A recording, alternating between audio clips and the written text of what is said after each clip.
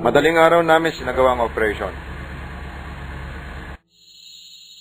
Dahil gusto namin siyang sorpresahin para hindi siya makatakas. Pero nang maramdaman niya ang aming pagdating, bigla kaming pinaputukan. So normal lamang na papilitan kaming ipagtanggol ang aming mga sarili.